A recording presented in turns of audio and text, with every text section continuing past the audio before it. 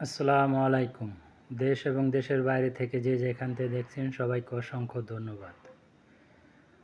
এই যে আমার কৃষি আঙ্গিনায় আপনাদের সবাইকে আমন্ত্রণ। বিদেশ থেকে আসার পরে এই যে জমিটা রাখছি, আমাদের এইখানে আপনার রেহান বলে বা বছর চুক্তি বলে, নিজস্ব জমি না আমার অবশ্য। তো রাখার পরে যে পটল চাষ করার জন্য জমিটা রাখছি, আমার ওই জায়গায় আরেকটা জমি আছে পটলের।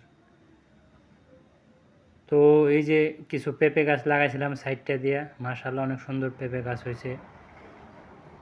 এখন আপনার এই গাছের ভিতরে জাংলার ভিতরে আপনার ঝিঙা লাগাইছি এবং বটবটি লাগাইছি। তো মাশাআল্লাহ দেখতে দেখতে বটবটিগুলি জাংলা মাচার উপর উঠে গেছে, ঝিঙাগুলিও মাচার উপর উঠে গেছে। এখন অনেক সুন্দর হয়েছে, ঝিঙাও আসছে। এই যে দেখেন বেগুন গাছে বেগুন আইসা পড়ছে, পেঁপে গাছে ফুল আইসা পড়ছে। আলহামদুলিল্লাহ। তো খামারের পাশাপাশি কিছু কৃষি জমি না করলে শুধু খামার দিয়ে চলে না, যেহেতু আমরা অনেক বড় খামারি না, ছোটোখাটো খামারি। তো চেষ্টা করতেছি আস্তে আস্তে। তো দীর্ঘ একটা সময় প্রবাস থেকে এসে কৃষি কাজটা করা অনেকটাই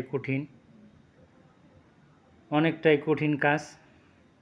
এই যে দেখেন আজকে কিছু সার দিয়ে দেবো, এই কারণে প্রত্যেকটা জাংলার ওই যে গাছের গোড়া পরিষ্কার করছি, পরিষ্কার করার পরে সার দেবো।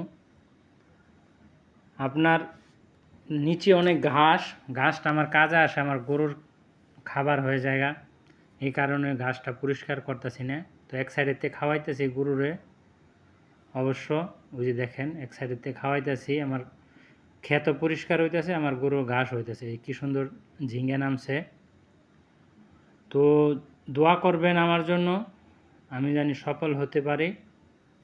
এই যে এই জমিটা দেখছেন, এই জমিটায় ঘাস চাষ করছি, ঘাস বুনা দিছি। ওই সাইডে আরেকটা জমি আছে, ওটার মধ্যে ঘাস লাগানো ঘাস। তো ঘাসের জানি অভাব না হয়, সেই কারণে মনে করেন এটা বুনছি, একটা লাগাইছি। আবার এই যে মাচার নিচে ঘাস আছে, তো ওই জায়গায় আরেকটা পটলের জাংলা আছে, সেটাও ঘাস আছে নিচে। তো সব মিলে আলহামদুলিল্লাহ ঘাস এই দেখেন কি সুন্দর জ্বালাই গেছে ঘাস। আমার জন্য দোয়া করবেন, আমার পাশে থাকবেন, আর আমার চ্যানেলটা সাবস্ক্রাইব করে দেবেন। সাবস্ক্রাইব করে আমার একটুখানি উৎসাহ দিবেন। মূলত আমি আপনার ভিউ কামানোর জন্য না, আমি মূলত আপনাদের উৎসাহ চাইতেছি। আসসালামু আলাইকুম।